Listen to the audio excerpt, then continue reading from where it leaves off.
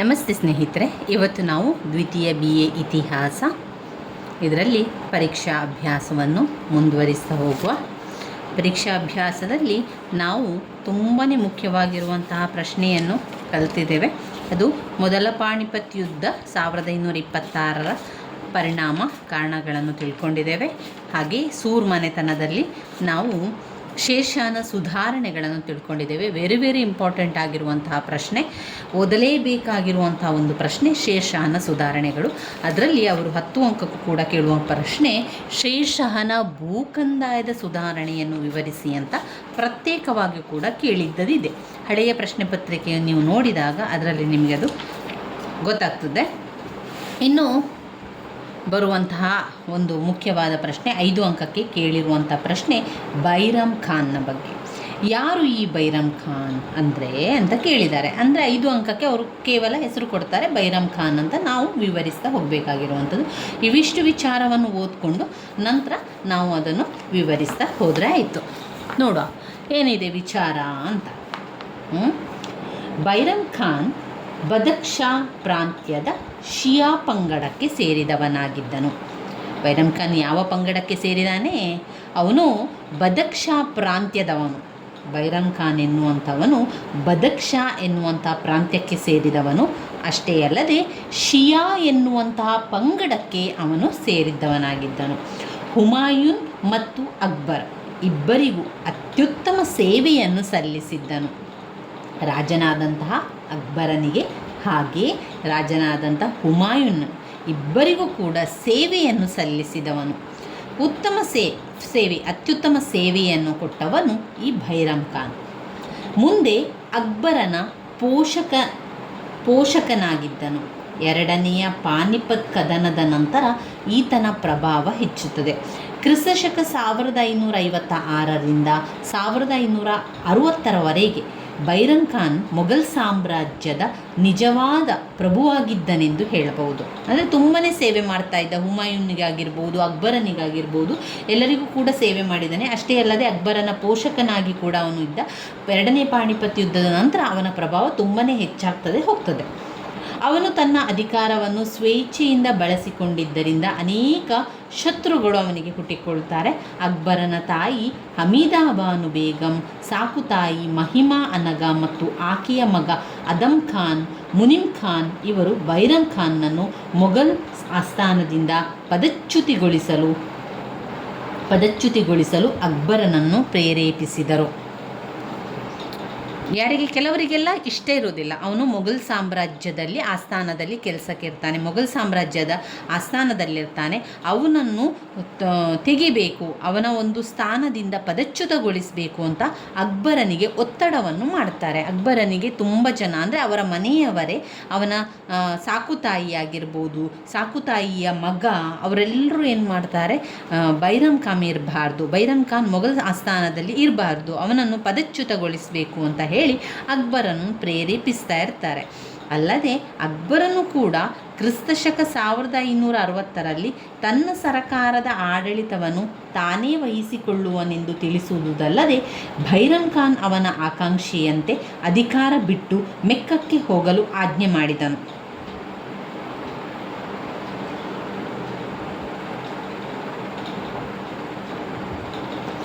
ಈಗ ಬೈರಮ್ ಖಾನ್ ಏನು ಮಾಡ್ತಾನೆ ಅಂದರೆ, ಬೈರಮ್ ಖಾನ್ ಆ ಮೊಘಲ್ ಆಸ್ಥಾನದಲ್ಲಿ ಕೆಲಸದಲ್ಲಿ ಇದ್ದ ಅಲ್ವಾ.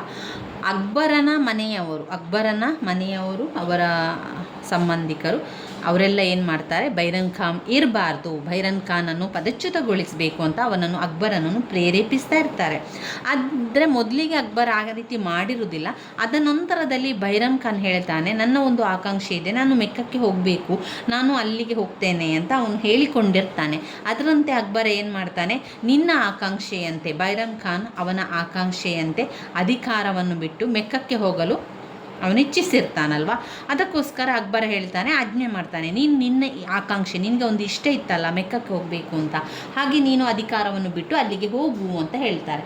ಅಲ್ಲದೆ ಅಕ್ಬರನು ಫೀರ್ ಮಹಮ್ಮದ್ ಎಂಬುವನನ್ನು ಬೈರಮ್ ಖಾನ್ ಸಾಮ್ರಾಜ್ಯದ ಗಡಿ ದಾಟಿ ಹೋಗುವಂತೆ ನೋಡಿಕೊಳ್ಳುವಂತೆ ಕೂಡ ನೇಮಿಸ್ತಾನೆ. ಅಷ್ಟೇ ಅಲ್ಲದೆ ಅಕ್ಬರನಿಗೆ ಧೈರ್ಯ ಇರುವುದಿಲ್ಲ, ಇವನು ಬಿಟ್ಟು ಹೋಗ್ಲಿಕ್ಕಿಲ್ಲ, ಇವನು ಇರುವನು ಅಂತ ಹೇಳಿ ಅವನನ್ನು ನೋಡ್ಕೊಳ್ಳಿಕ್ಕೆ ಒಬ್ಬನನ್ನು ನೇಮಕ ಮಾಡ್ತಾನೆ. ಫೀರ್ ಮಹಮ್ಮದ್ ಎನ್ನುವನನ್ನು ಬೈರಮ್ ಖಾನ್ ಸಾಮ್ರಾಜ್ಯ ದಾಟಿ ಹೋಗಿದಾನ ಇಲ್ವೋ ಅಂತ ನೋಡ್ಕೋ ಅಂತ ಹೇಳಿ ಕೂಡ ನೇಮಕವನ್ನು ಮಾಡ್ತಾನೆ. ಇದು ಹೇಗೋ ಏನೋ ವಿಷಯ ಬೈರಮ್ ಖಾನನಿಗೆ ಗೊತ್ತಾಗ್ತದೆ.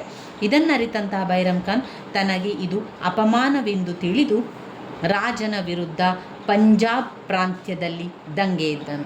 ಈಗ ಬೈರಮ್ ಖಾನನಿಗೆ ಗೊತ್ತಾಯಿತು, ನನ್ನನ್ನು ಮೆಕ್ಕಕ್ಕೆ ಕಳಿಸಿದ ಹಿಂದಿನ ಉದ್ದೇಶ ಏನು ಅಂತ ಬೈರಮ್ ಖಾನಿಗೆ ಗೊತ್ತಾಗ್ತದೆ. ಬೈರಮ್ ಖಾನ್ ಏನು ಮಾಡ್ತಾನೆ, ಇದು ನನಗೆ ಮಾಡಿದ ಅಪಮಾನ, ಇದನ್ನು ನಾನು ಸಹಿಸಿಕೊಳ್ಳೋದಿಲ್ಲ, ನನ್ನನ್ನು ಗಡೀಪಾರು ಮಾಡಿದ್ದಾರೆ, ಆದ್ದರಿಂದ ನಾನು ಇದಕ್ಕೆ ಏನಾದರೂ ಒಂದು ಸಂಚು ಮಾಡಲೇಬೇಕು ಅಂತ ಹೇಳಿ ಪಂಜಾಬ್ ಪ್ರಾಂತ್ಯದಲ್ಲಿ ಏನು ಮಾಡ್ತಾನೆ, ಅವನು ಅಕ್ಬರನ ವಿರುದ್ಧ ದಂಗೆ ಹೇಳ್ತಾನೆ. ಅಕ್ಬರನ ಸೈನ್ಯವು ಈತನನ್ನು ಜಲಂಧರ್ ಬಳಿ ಸೋಲಿಸಿ, ಆ ಒಂದು ಯುದ್ಧದಲ್ಲಿ ಅಕ್ಬರನ ಸೈನ್ಯ ಮತ್ತು ಬೈರಮ್ ಖಾನ್ ಅವರೆಲ್ಲ ಯುದ್ಧವನ್ನು ಮಾಡ್ತಾರೆ. ಆ ಒಂದು ಯುದ್ಧದಲ್ಲಿ ಬೈರಮ್ ಖಾನ್ ಏನು ಮಾಡ್ತಾನೆ, ಸೋಲನ್ನು ಅನುಭವಿಸ್ತಾನೆ. ಅಕ್ಬರನ ಸೈನ್ಯವು ಈತನನ್ನು ಜಲಂಧರ್ ಎನ್ನುವಂಥ ಜಾಗದಲ್ಲಿ ಅಕ್ಬರನ ನಿರ್ದೇಶನದಂತೆ ಹಿಂದಿನ ಸೇವೆಯನ್ನು ಗಮನದಲ್ಲಿಟ್ಟುಕೊಂಡು ಅವರ ಬಗ್ಗೆ ಉದಾರ ನೀತಿಯನ್ನು ಅನುಸರಿಸಿತು. ಅಕ್ಬರನ ಸೈನ್ಯವು ಈತನನ್ನು ಜಲಂಧರ್ ಬಳಿ ಸೋಲಿಸ್ತಾರೆ. ನಂತರ ಬೈರಮ್ ಖಾನನು ಮೆಕ್ಕಕ್ಕೆ ಹೋಗುವ ದಾರಿಯಲ್ಲಿ ಅವನ ಹಳೆಯ ದ್ವೇಷಿ ಅಫ್ಘನ್ ನಾಯಕ ಮುಬಾರಕ್ ಖಾನ್ನಿಂದ ಕೊಲೆಗೀಡಾದನು. ಅಷ್ಟೇ ಅಲ್ಲದೆ ಈಗ ಅವನು ಬೈರಮ್ ಖಾನ್ ಅಕ್ಬರನ ಸೈನಿಕರ ಜೊತೆಗೆ ಯುದ್ಧವನ್ನು ಮಾಡ್ತಾನೆ. ಎಲ್ಲಿ? ಪಂಜಾಬ್ ಪ್ರಾಂತ್ಯದಲ್ಲಿ ಯುದ್ಧಕ್ಕೆ ದಂಗೆಯನ್ನು ಹೇಳ್ತಾನೆ. ಅಕ್ಬರನ ಸೈನ್ಯವು ಕೂಡ ಈತನನ್ನು ಜಲಂಧರ್ ಬಳಿ ಯುದ್ಧವನ್ನು ಮಾಡ್ತಾರೆ. ಅಲ್ಲಿ ಅವನಿಗೆ ಸೋಲು ಅನುಭವಿಸ್ತಾನೆ ಅವನು ಆ ಒಂದು ಪ್ರದೇಶದಲ್ಲಿ. ನಂತರ ಬೈರಮ್ ಖಾನನು ಏನು ಮಾಡ್ತಾನೆ, ಮೆಕ್ಕಕ್ಕೆ ಹೋಗುವಂತಹ ದಾರಿಯಲ್ಲಿ ಅವನನ್ನು ಹಳೆಯ ದ್ವೇಷಿಯಾದಂತಹ ಅಫ್ಘನ್ ಎನ್ನುವಂಥ ಅವನು ಮುಬಾರಕ್ ಖಾನ್ನಿಂದ ಕೊಲೆಗೀಡಾದನು. ಹುಮಾಯೂನನು ಅಲೆದಾಡುತ್ತಿದ್ದಂತಹ ಸಂದರ್ಭದಲ್ಲಿ ಹಾಗೂ ಅಕ್ಬರ ಭಾರತದಲ್ಲಿ ತನ್ನ ಅಸ್ತಿತ್ವವನ್ನು ಕಳೆದುಕೊಳ್ಳುತ್ತಿದ್ದಂತಹ ಸಂದರ್ಭದಲ್ಲೂ ಇಬ್ಬರಿಗೂ ಮಾರ್ಗದರ್ಶಿಯಾಗಿ ಬೆಂಬಲವನ್ನು ನೀಡಿ ಮೊಘಲ್ ಸಾಮ್ರಾಜ್ಯ ಮತ್ತೆ ಸಂಘಟನೆಗೊಳ್ಳಲು ಕಾರಣನಾದ ಬೈರಮ್ ಖಾನನಿಗೆ ಕೊನೆಯ ಕಾಲದಲ್ಲಿ ಅಕ್ಬರ್ ಹೀಗೆ ನಡೆಸಿಕೊಂಡದ್ದು ಅವನ ಮಾನವೀಯ ಗುಣಗಳಿಗೆ ಕಪ್ಪು ಚುಕ್ಕೆ ಹಿಡಿದಂತಾಯಿತು. ಇಲ್ಲಿ ಬೈರಮ್ ಖಾನ್ ಆರಂಭದ ದಿನಗಳಲ್ಲಿ ಹುಮಾಯೂನನಿಗೆ ಮತ್ತು ಅಕ್ಬರನಿಗೆ ತುಂಬಾ ಸೇವೆ ಮಾಡ್ತಾನೆ. ಅವನಿಗೆ ಬೇಕಾದ್ದೆಲ್ಲವನ್ನು ನೀಡ್ತಾನೆ, ಮಾರ್ಗದರ್ಶಿಯಾಗಿ ಕೆಲಸ ಮಾಡ್ತಾನೆ, ಎಲ್ಲ ವಿಚಾರಗಳಿಗೆ ಬೆಂಬಲವನ್ನು ಕೊಟ್ಟಿರ್ತಾನೆ. ಮೊಘಲ್ ಸಾಮ್ರಾಜ್ಯ ಮತ್ತೆ ಸಂಘಟನೆಗೊಳ್ಳಲಿಕ್ಕೆ ಕಾರಣನಾದವನೇ ಈ ಬೈರಮ್ ಖಾನ್. ಆದರೆ ಬೈರಮ್ ಖಾನನಿಗೆ ಏನಾಯಿತು, ಕೊನೆಯ ಕಾಲದಲ್ಲಿ ಏನು ಮರ್ಯಾದೆ ಸಿಕ್ಕಿತು, ಅವನಿಗೆ ಅಪಮಾನ ಆಯಿತು, ಅವನನ್ನು ಗಡೀಪಾರು ಮಾಡಿದರು. ಕೊನೆಯ ಕಾಲದಲ್ಲಿ ಅಕ್ಬರನು ಹೀಗೆ ನಡೆಸಿಕೊಂಡದ್ದು ತುಂಬಾ ಅದು ಒಂದು ತಪ್ಪು ಅಂತಲೇ ಹೇಳ್ಬೋದು. ಅವನ ಮಾನವೀಯ ಗುಣಗಳಿಗೆ ಒಂದು ಕಪ್ಪು ಚುಕ್ಕಿಯಾಗಿ ಹಿಡಿದಂತಾಯಿತು. ಇವಿಷ್ಟು ಬೈರಮ್ ಖಾನ್ನ ಬಗ್ಗೆ ನೀವು ಬರಿಬೇಕಾಗಿರುವಂಥದ್ದು. ಅದನ್ನು 1.5 ಪುಟದಷ್ಟು ಮಾಡಿ ಬರೀರಿ. ಇನ್ನು ಇಲ್ಲಿಂದ ನಂತರ ನಾವು ಯಾವ ಒಂದು ಪ್ರಶ್ನೆ ಬಂದಿದೆ, ಯಾವ ಒಂದು ಪ್ರಶ್ನೆಯನ್ನು ನೋಡಬೇಕಾಗಿದೆ ಅಂತ ಹೇಳಿದರೆ ಅಕ್ಬರನ ನೀತಿಯನ್ನು ನೋಡಿಕೊಳ್ಳೇಬೇಕಾಗಿರುವಂತಹ ಒಂದು ಪ್ರಶ್ನೆ. ಯಾರು ಈ ಅಕ್ಬರ್?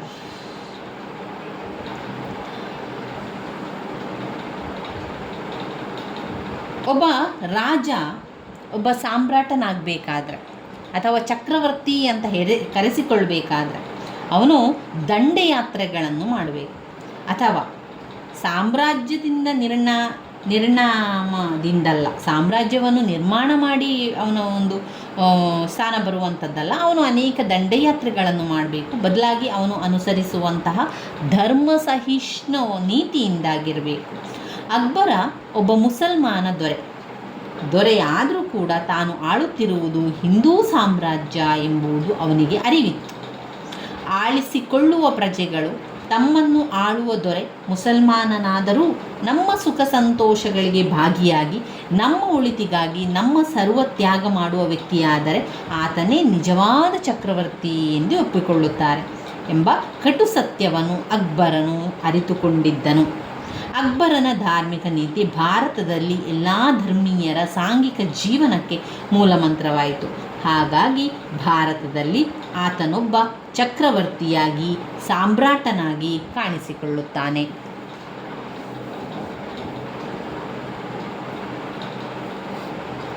ಅಕ್ಬರನ ಭಾವನೆಗಳ ಮನೋಧರ್ಮ ಹಾಗೂ ಆದರ್ಶಗಳ ಮನೋವೈಶಾಲ್ಯ ವಿವಿಧ ಪ್ರಭಾವಗಳಿಂದ ರೂಪಿತವಾಗಿರುತ್ತದೆ. ಅಕ್ಬರನ ತಂದೆ ಸುನ್ನಿ ಪಂಗಡಕ್ಕೆ ಸೇರಿದವರು. ತಾಯಿ ಶಿಯಾ ಪರ್ಷಿಯನ್ ವಿದ್ವಾಂಸನ ಮಗಳಾಗಿದ್ದಳು. ಆಕೆ ಅಕ್ಬರನ ಮನಸ್ಸಿನಲ್ಲಿ ಸಹಿಷ್ಣುತೆಯ ಬೀಜವನ್ನು ಬಿತ್ತಿದ್ದಳು. ಅಕ್ಬರ್ ಚಿಕ್ಕ ಮಗುವಾಗಿದ್ದಾಗ ಹಿಂದೂ ಪಾಳೆಗಾರನ ಮನೆಯಲ್ಲಿ ಕಳೆದಿದ್ದನು. ತನ್ನ ಗುರು ಅಬ್ದುಲ್ ಲತೀಫನು ಧಾರ್ಮಿಕವಾಗಿ ಉದಾರ ಹೃದಯವುಳ್ಳವನಾಗಿದ್ದನು. ಅವನ ರಜಪೂತ ಪತ್ನಿಯರು ಹಿಂದೂ ಧರ್ಮದೊಡನೆ ಅವನ ಸಂಪರ್ಕ ಇವನ ಭಾವನಾಶಕ್ತಿಯ ಮೇಲೆ ಪ್ರಭಾವ ಬೀರಿದವು. ಅಕ್ಬರನ ಆತ್ಮದಲ್ಲಿ ಮರುಕ, ಅನುಕಂಪಗಳ ಚಂಡಮಾರುತಗಳೇಳಿದವು ಎಂಬ ಬದೌನಿಯ ಅಭಿಪ್ರಾಯ ಪಡ್ತಾರೆ. ಅಕ್ಬರ ಧಾರ್ಮಿಕ ಸ್ಫೂರ್ತಿ ಪಡೆದು ಕ್ರಿಸ್ತಶಕ 1563ರಲ್ಲಿ ಹಿಂದೂ ಯಾತ್ರಿಗಳ ತೆರಿಗೆಯನ್ನು ಮತ್ತು ಜಸಿಯಾ ಕಂದಾಯಗಳನ್ನು ತೆಗೆದುಹಾಕಿದನು.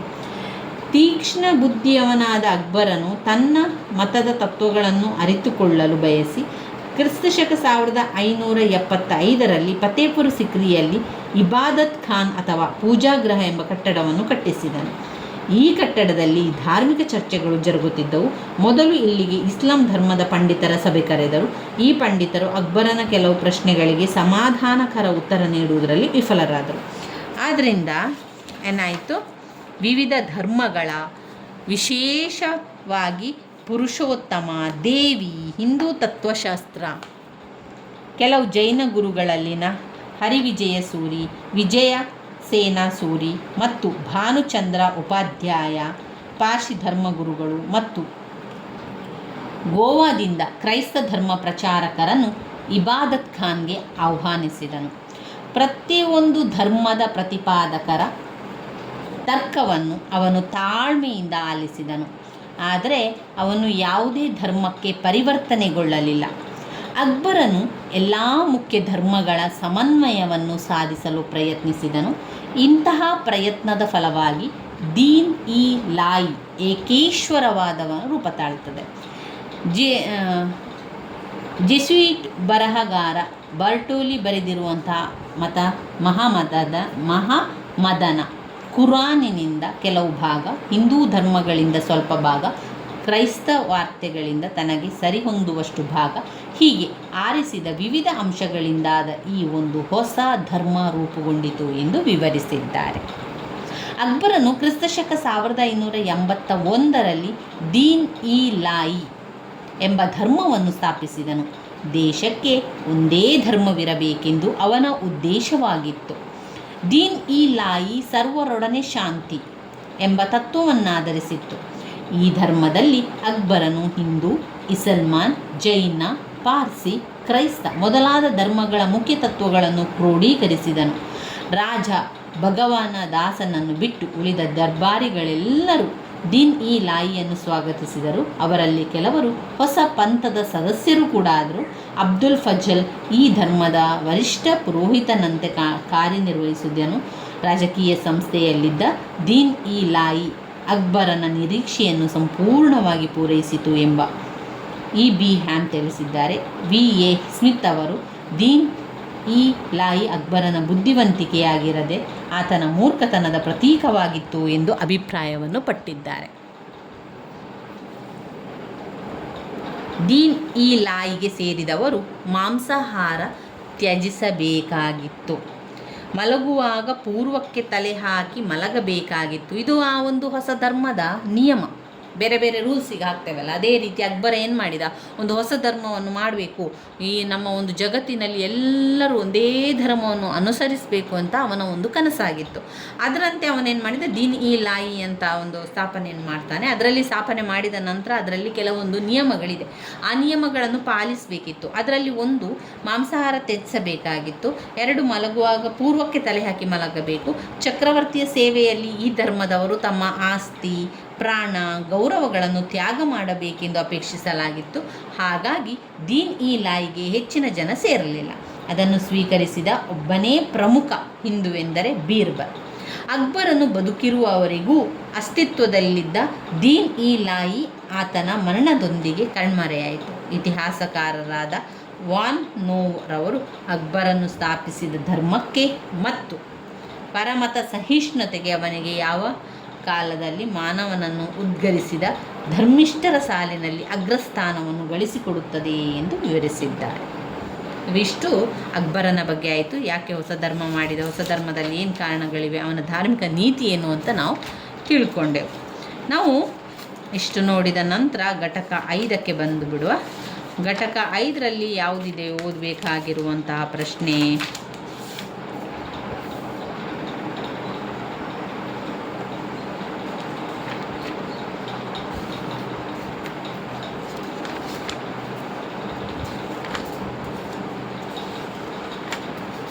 ಇನ್ನು ನೆಕ್ಸ್ಟ್ ನಾವು ಓದಬೇಕಾಗಿರುವಂಥದ್ದು ಔರಂಗಜೇಬ್ನ ಧಾರ್ಮಿಕ ನೀತಿ. ಔರಂಗಜೇಬ್ನ ಧಾರ್ಮಿಕ ನೀತಿ ಕೂಡ 10 ಅಂಕಕ್ಕೆ ಕೇಳಿರುವಂಥ ಪ್ರಶ್ನೆ, ಪದೇ ಪದೇ ಕೇಳುವಂಥ ಪ್ರಶ್ನೆ ಆಗಿದೆ. ಒಂದು ಸ್ವಲ್ಪ ವಿಚಾರ ಇದೆ, ಆ ಸ್ವಲ್ಪ ವಿಚಾರ ಏನು ಅಂತ ತಿಳ್ಕೊಂಡ್ರೆ ನಮಗೆ ಪಾಯಿಂಟ್ಸನ್ನು ಮಾಡಿ ಬರ್ಕೊಳ್ಬೋದು. ನಂತರ ಬರುವಂಥದ್ದೇ ಮೊಘಲ್ ಸಾಮ್ರಾಜ್ಯದ ಅವನತಿ ಮತ್ತು ಪತನಕ್ಕೆ ಕಾರಣಗಳಾಗಿದೆ. ಮುಂದಿನ ವಿಡಿಯೋದಲ್ಲಿ ಅವುಗಳನ್ನೆಲ್ಲವನ್ನು ಕೂಡ ತಿಳ್ಕೊಳ್ಳೋ ಸ್ನೇಹಿತರೆ. ನನ್ನ ವೀಡಿಯೋಸ್ ಎಲ್ಲ ನಿಮಗೆ ಇಷ್ಟ ಆಗಿದರೆ ಲೈಕ್ ಕೊಡಿ, ಶೇರ್ ಮಾಡಿ, ಸಬ್ಸ್ಕ್ರೈಬ್ ಮಾಡಲಿಕ್ಕೆ ಮರಿಬೇಡಿ ಸ್ನೇಹಿತರೆ. ಧನ್ಯವಾದಗಳು.